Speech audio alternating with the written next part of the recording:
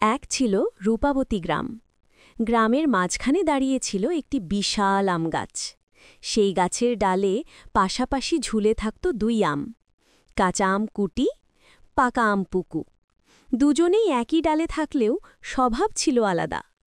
কুটি সবসময় গর্ব করে বলতো, আমি টকঝাল স্বাদের রানী, সবাই আমাকে দিয়ে আচার বানায়।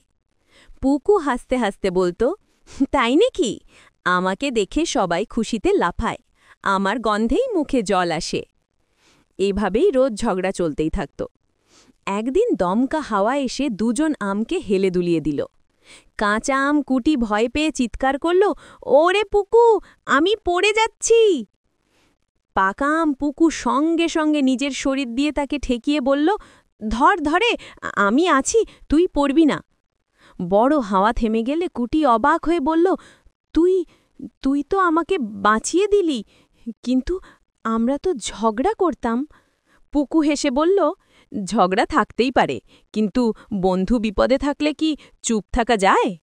সেদিন থেকে কুটি আর পুকু বুঝল, যে যেমন হোক সবারই গুণ আছে। ঝগড়া নয়, একে অপরকে সাহায্য করাই সত্যিকারের বড় হওয়া।